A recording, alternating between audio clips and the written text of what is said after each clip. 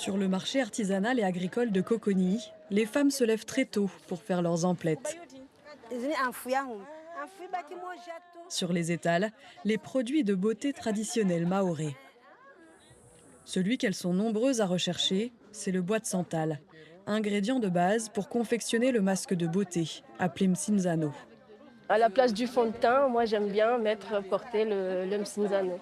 Utilisé par les femmes de l'île depuis des générations pour se protéger du soleil, mais aussi pour parfumer et rendre la peau douce et purifiée, il était à l'origine réservé aux femmes mariées. Quand j'étais jeune et non mariée, ma mère elle me disait tout le temps « Attention, t'es pas encore mariée, tu devrais pas porter ça. C'est important de se faire belle, de se sentir bien dans sa peau. » S'embellir à Mayotte, plus qu'une pratique quotidienne, de véritables codes sociaux. Pas de mariage ou d'enterrement sans salouva, par exemple, ce tissu traditionnel porté au-dessus d'un haut de couleur assorti. On doit avoir la tenue traditionnelle, on a des salouva, qui fait que nous les femmes, on est belles. Si certaines portent fièrement les traditions de leur île pour affirmer leur identité de femme mahoraises, d'autres avouent s'être tournées vers les tendances venues d'ailleurs. Pour justement nous faire belles et nous embellir, on a un peu délaissé nos anciennes coutumes, c'est-à-dire les masques, les dessins, etc. On se base plus sur les tendances américaines ou bien africaines. Et puis ensuite, celle-là qui arrive derrière, elle revient juste en dessous. C'est pour sauver ces traditions que Tambati Abdou œuvre pour la transmission du savoir s'embellir, propre à Mayotte. J'ai une association qui s'appelle Uzuri wa Mtumshe, ça veut dire la beauté de la femme. Et le but de sauvegarder les traditions qui se perdent très très vite. Une femme, c'est une fleur. Il faut l'arroser, il faut l'embellir. Pour Tambati, s'embellir, c'est aussi mettre à l'honneur les richesses botaniques les plus odorantes de l'île aux parfums. On nous a appris chez nous qu'une femme mariée, quand elle dort, elle doit dormir avec jasmin pour se faire aimer, intéresser, envers son mari bien sûr. Le jasmin révèle la sensualité, mais aussi le statut marital de la femme qui le porte. Ça va s'ouvrir à partir de 18 h. La fleur blanche n'est pas la seule à embaumer la chevelure.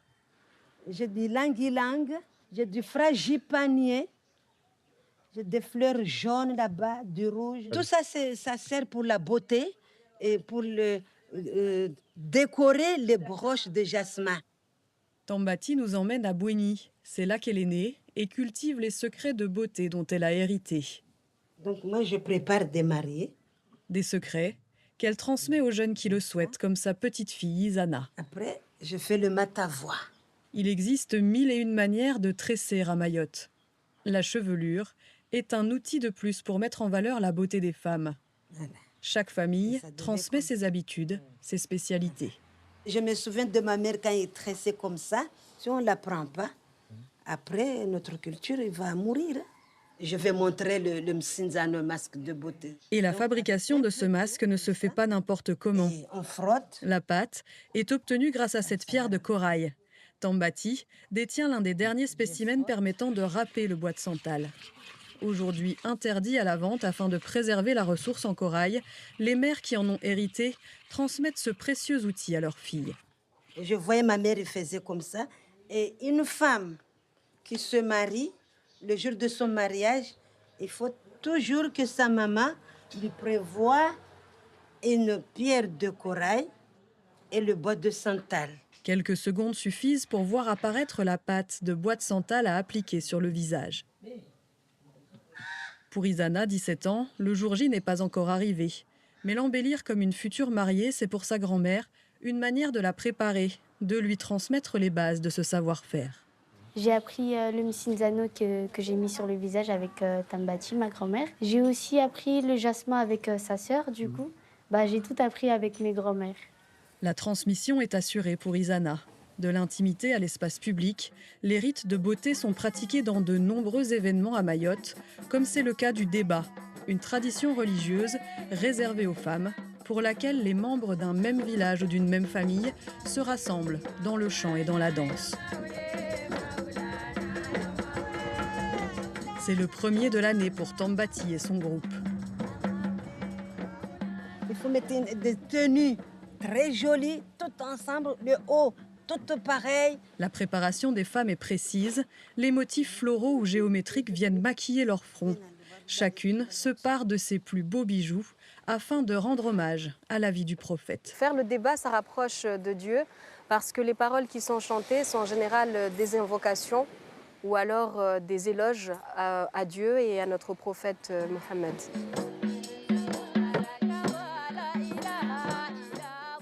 Les louanges tirées de livres sacrés sont chantées principalement en langue arabe.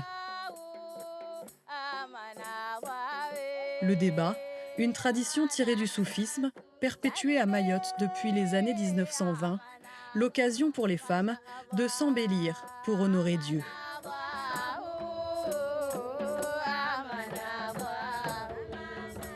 Cet art, qu'on retrouve dans tous les grands événements à Mayotte, est à l'image de ces femmes. Il regroupe à la fois volupté et spiritualité, esthétique et sens de la communauté.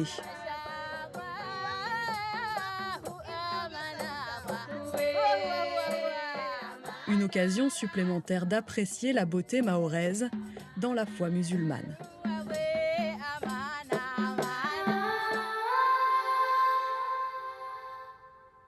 Et pour aller plus loin, nous restons à Mayotte avec notre invité Insaden Gizijou. Vous êtes historien, vous avez travaillé et vous travaillez toujours aux archives départementales de Mayotte. Bonjour et merci d'être avec nous. Alors je le disais, vous êtes historien. À Mayotte, quelle est l'influence, quelle est l'influence donc de l'histoire sur les critères de beauté d'aujourd'hui ?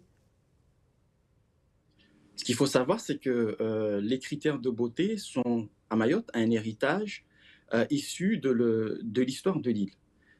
Si, par exemple, on prend l'arrivée des Arabo-Chiraziens sur le territoire, ils nous ont légué un discours sur la beauté chromatique. Ce qui veut dire que ici, selon que la couleur de la peau d'une personne est claire ou plus sombre, on va lui attacher des origines venant du Moyen-Orient ou de l'Afrique. Et ici, comme dans d'autres territoires où il y a eu une histoire traumatique liée à l'esclavage, on renvoie cette mélanité à une africanité qui est vécue comme une honte. Si on prend l'exemple, c'est une beauté aussi qui évolue par rapport à l'histoire, à la connexion de l'île et des femmes au monde contemporain. On assiste aujourd'hui à un autre traumatisme lié à d'autres mondes, à d'autres univers. Notamment, on peut le voir dans votre reportage. Vous avez montré des femmes qui ont des cheveux lissés. Et ce lissage-là est lié aussi à une histoire traumatique. Donc, ce sont des critères hérités de l'histoire, mais qui ne cessent d'évoluer dans le temps, comme on peut le voir aujourd'hui avec le lissage des cheveux. Alors justement, vous parlez des cheveux dans la société mahoraise. En quoi s'embellir sert aussi à faire passer des messages? Je pense par exemple aux coiffes. Oui, les coiffes, c'est tout un univers à Mayotte.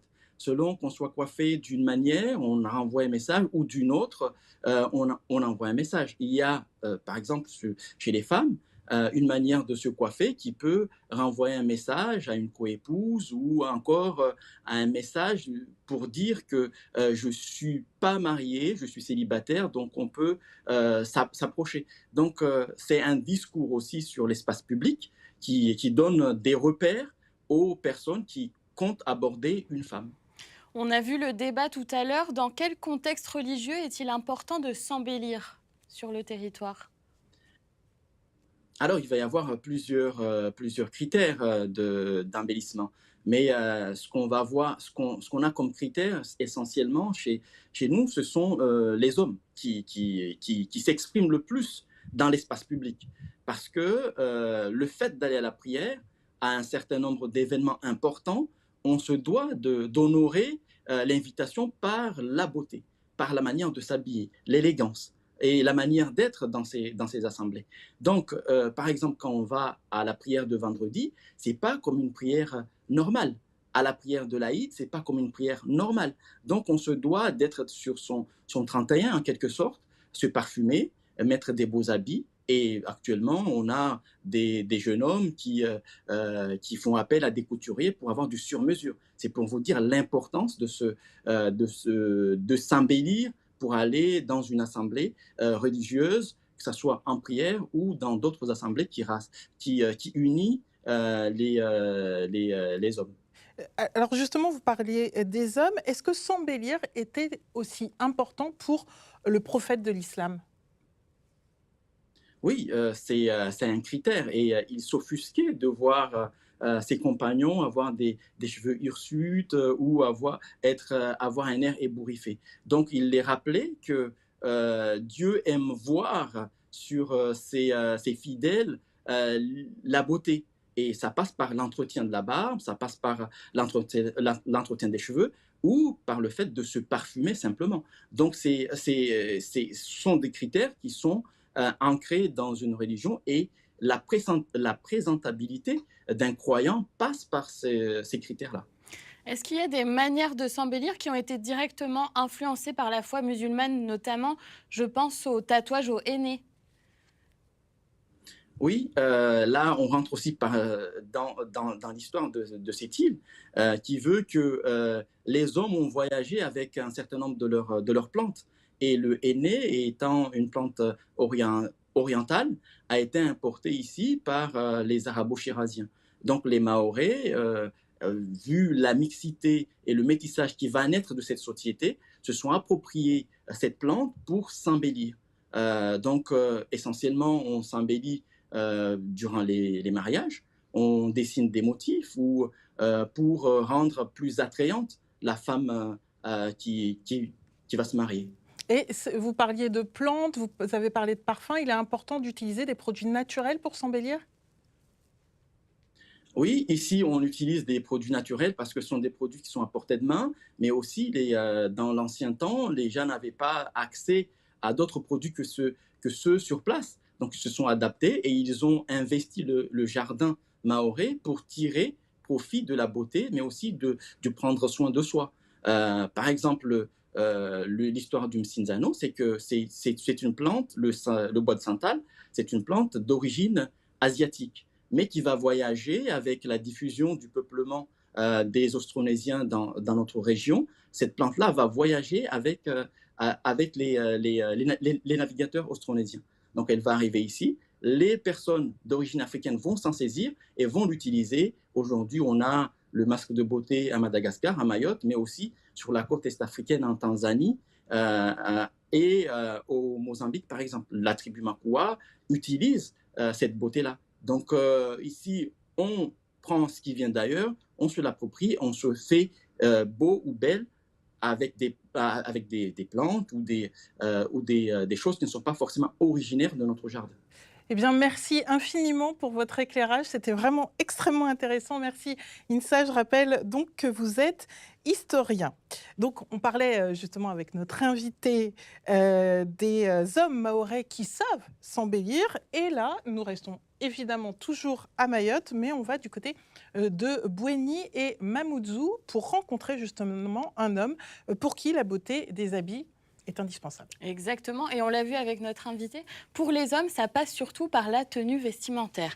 Et celui que nous avons rencontré, regardez comme il est beau, c'est Orchidine avec ses 2 enfants. Alors, il me l'a dit au téléphone, il a toujours été un peu fashion victime, il est passé par plusieurs styles, plutôt contemporains et occidentaux, avant de remettre en valeur sa culture avec les tenues traditionnelles portées par les hommes de sa famille. Et comment conjugue-t-il justement ces différents styles?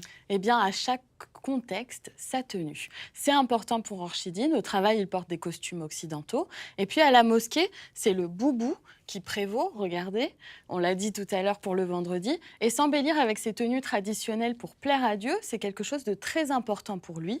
Mais en quoi s'embellir est-il important pour les hommes? Quelle relation lie les hommes à la beauté dans la société mahoraise et dans l'expression de leur foi? Reportage d'Annabelle Issens et Sylvain Ducasse.